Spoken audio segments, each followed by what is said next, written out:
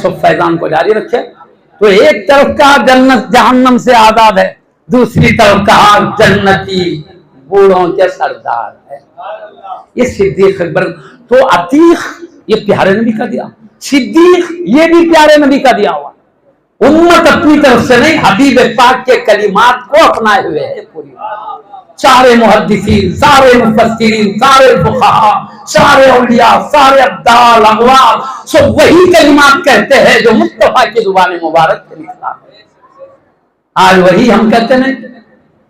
खुतबों में खतीब साहिबान कहते क्या, जब सलाम भेजने का वक्त आया तो इन्नल्लाह व मलाइकतहू की आयत पढ़ के कहते नबी अकरम सल्लल्लाहु अलैहि वसल्लम पे दुरूद और सलाम भेजने के बाद अब कहते आपकी उम्मत में खुसूसन अफजलुल बशरी बादल अंबिया बित्तहक़ीक़ सय्यदुना अबू बकर सिद्दीक़। बोलते ना अंबिया सारे बशर में सरदार, अंबिया रसूल के बाद बादल अंबिया सारे बशर में सरदार जो अबू बकर सिद्दीक़ है उन पर, फिर हुजूर सैयदना फारूक आज़म, फिर हुजूर सैयदना उस्मान गनी, हुजूर सैयदना अली मुर्तज़ा हैदर कर्रार रज़ियल्लाहु अन्हु, तरतीब से फिर प्यारे नबी के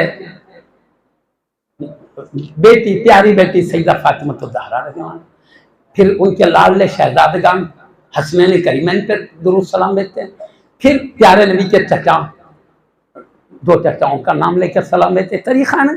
तो सबसे पहले क्या करते हैं, अबू बकर सिद्दीक़ अफजलुल बशर बादल अंबिया बित्तहक़ीक़ सय्यदुना अबू बकर सिद्दीक़।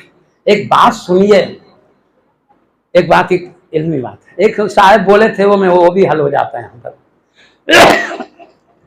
सब खुलाफा का नाम उनके अब्बा के नाम के साथ लेते हैं। क्या कहते हैं, उमर इब्ने खत्ताब बोलते हैं खुतबे में, उन पे सलाम। उमर रज़ियल्लाहु अन्हु के अब्बा का नाम खत्ताब। उस्मान इब्ने अफ़्फ़ान, उस्मान उनके अब्बा अफ़्फ़ान। फिर अली इब्ने अबी तालिब, उनका नाम अब्बा के नाम के साथ रिज़वानुल्लाह ताला अलैहि। समझिए ना। मगर अबू बकर सिद्दीक़ का नाम क्या होना था, अब्दुल्ला इब्ने उस्मान होना ना, नहीं है। वहां क्या अबू बकर सिद्दीक़ है, अब्बा का नाम नहीं है। क्यों? सबके अब्बा का नाम है, आपके अब्बा का नाम क्यों नहीं? तो ये अरब में तरीका है, जब नाम जिक्र करते हैं तो अब्बा का नाम लेते हैं। ये अबू बकर नाम नहीं है, कुनियत है। कुनियत के साथ अब्बा का नाम लेने का अरब का तरीका नहीं है। तो सब तो नाम के साथ जिक्र किए जाते हैं, अब कुनियत और लक़ब के साथ। क्यों सिद्दीक़ का वहां लक़ब जिक्र किया जाता है? इसलिए कि नबियों के सुल्तान ने दिया है। तो ये अबू बकर सिद्दीक़ कहने की वजह अब्बा का नाम नहीं, ये कुनियत है, नाम नहीं। अगर अब्दुल्ला कहते तो आपके अब्बा का नाम इब्ने उस्मान कहते थे। ये भी चलते चलते इसलिए बात किया, सबका नाम ले रहे खुलफा का, ये वजह है, कुनियत है वो अबू बकर। आप इसी नाम से मशहूर हुए, सब में मशहूर है। तो आमतौर पे कुनियत से मशहूर है तो कुनियत का जिक्र करते हैं नाम।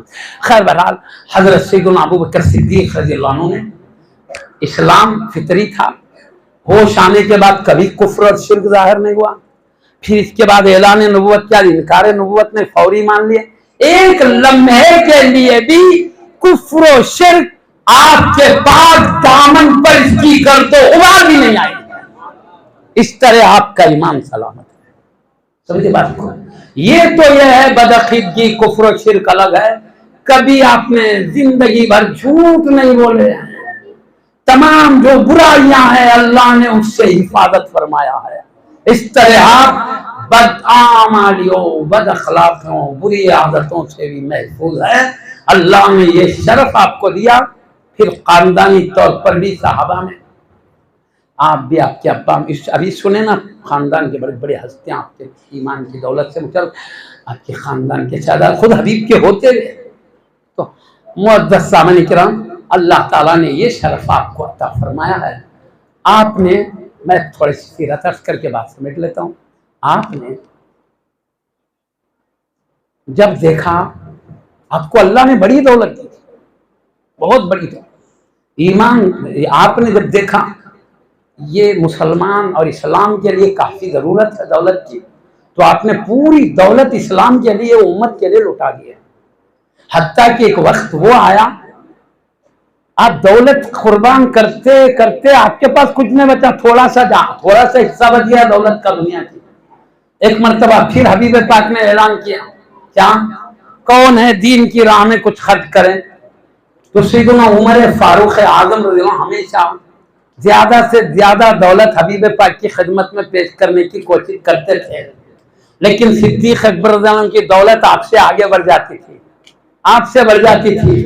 تو آپ نے دیکھا صدیق اکبر رضی اللہ عنہ کا مال اب پہلے کی طرح نہیں رہا، سب اللہ کی راہ میں قربان کرتے کرتے کرتے اب تھوڑا رہ گیا، اب تو میں صدیق اکبر رضی اللہ عنہ سے بڑھ کے مال پیش کرنے میں ہو جاؤں گا۔ یہ کہہ کے کیا کریں معلوم، اب ڈھیر کی ڈھیر لے کر آئے حبیب پاک صلی اللہ علیہ وسلم کی خدمت میں دولت کی، اسلام کی عظمتوں کی خاطر، امت کی مدد کے لیے جہاں جہاں ضرورت ہے۔ اب صدیق اکبر رضی اللہ عنہ نے کیا کیا معلوم، انہوں نے اپنی دولت لے کر وہ حاضر ہوئے، اب وہ اپنی دولت لے کر حاضر ہوئے۔ عمر فاروق اعظم نے جتنی دولت لائے تھے صدیق اکبر کے بعد اتنی نہیں تھی، کم دولت تھی۔ اب پیارے نبی یہ نہیں بولے کیا تم کتنی دولت لائے ہو، تم کتنی دولت لائے ہو، یہ نہیں پوچھے کتنی بولے تو عمر فاروق اعظم کی بڑھ جاتی تھی آپ سے، کتنی نہیں پوچھے، کیا پوچھے معلوم، تم نے گھر میں کیا چھوڑ کے رکھا آیا ہے، اور صدیق تم نے کیا چھوڑ کے رکھا ہے۔ انہوں نے کہا میں پورا آدھا مال لایا ہوں، آدھا چھوڑ کر آیا ہوں، عمر فاروق اعظم نے کہا، اور صدیق اکبر نے کہا میں نے سارا مال لے کر آ گیا ہے، گھر میں کیا چھوڑا ہے، تو کہا اللہ اور رسول کو چھوڑ کے آیا۔ تو یہ انداز سوال، یہ جواب کا انداز سن کر عمر فاروق اعظم رضی اللہ عنہ سمجھ گئے اب بھی صدیق اکبر آگے ہے، پیاسوں نے تو سب لا لی۔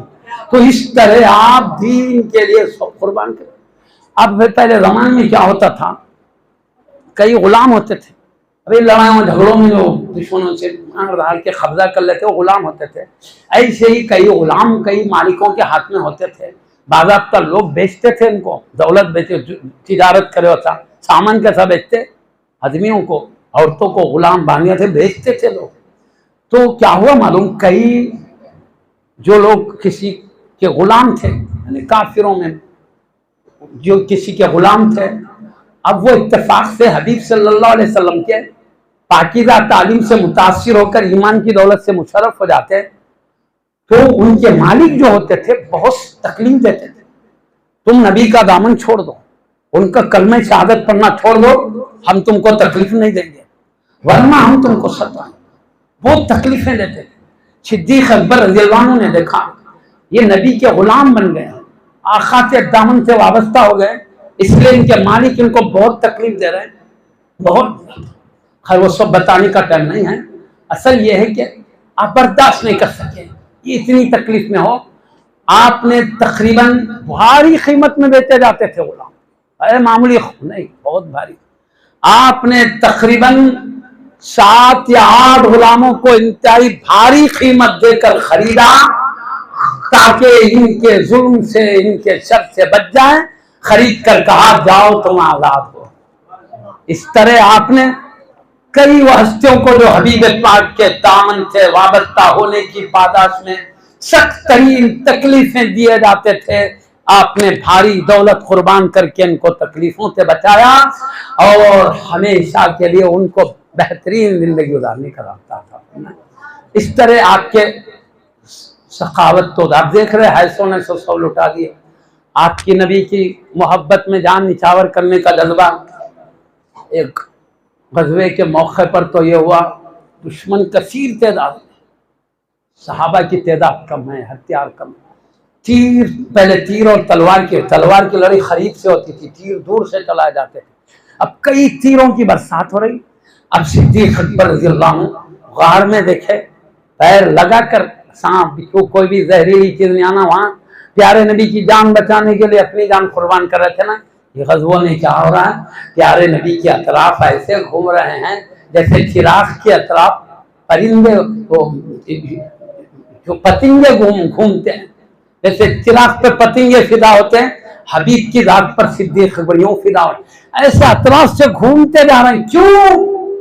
خیال آتا ہے کہیں سیدھے جانب سے تیر نہ آ جائے، آئے تو مجھے لگے میرے حبیب کو نہ لگے، سامنے وقت خیال آتا ہے کہیں سامنے سے نہ جائے، آگے جاتے ہیں کہیں بائیں سے نہ جائے، بائیں آ جاتے، کہیں پیچھے سے اطراف سے ایسے گھومتے ہیں جدھر سے بھی تیر آئے مجھے لگ جائے میرے نبی کو نہ لگے۔ یہ مال بھی لٹا رہے مصطفیٰ کے قدموں میں، جان نچھاور کر رہے مصطفیٰ کے قدموں میں۔ خیر بہرحال اسی دردناک واقعات موجود ہے جو حبیب کی خاطر آپ نے تکلیفیں مشقتیں صحیح ہے، دشمنوں نے حبیب کی ساتھ دینے کی پاداش میں جو آپ کو اس کو بتانے کا وقت نہیں ہے۔ بہرحال مختصر یہ کہ آپ نے اپنی ساری زندگی کو اسلام کے لیے، اپنے نبی کی ذات کے لیے قربانی کی، اور اللہ تعالیٰ نے بھی جو اونچا مقام دیا ہم باصفا علماء کرام سے سنتے رہتے ہیں۔ اللہ تعالیٰ ہماری اس مبارک محفل کو قبول فرمائے اور ہمارے لیے اس کو نجات کا ذریعہ بنائے۔ ہمارے اپنے مقامات پہ پہنچنے سے پہلے اللہ ہمارے گناہوں کو معاف فرمائے۔ ایک عام ولی کے ذکر میں بیٹھتے ہیں تو گناہ میڑ دیے جاتے ہیں، یہ تو سارے ولیوں کے سلطان و امام ہے، ساری امت کے سلطان ہیں۔ انشاءاللہ تعالی حبیب کے صدقے میں تمام گناہوں سے صاف ستھرے۔ یہاں تو کئی معصوم بچے ابھی نظر آتے ہیں۔ اللہ تعالیٰ سب کے بلند درجات سے نوازیں۔ یہاں جتنے علماء کرام، یہ جتنے دینی جذبہ لینے والے نوجوان بزرگ قائدین دین کی خدمت میں لگے ہوئے ہیں، مدرسے کو ترقی دینے کی کوشش میں لگے ہوئے ہیں، اللہ تعالیٰ ان کے کوششوں کو قبول فرمائے، اپنے پاس بڑے بڑے درجات اس کو بنا۔ اور بات کیا ہے، اللہ کسی کو اپنے قریب کرنا چاہتا ہے تو ان کو اپنے اور اپنے رسول کے کام کرنا آسان کر دیتا ہے۔ یہ اللہ کی چاہت کی ایک نشانی ہے۔ وآخر دعوانا الحمدللہ رب العالمین۔ ماشاءاللہ۔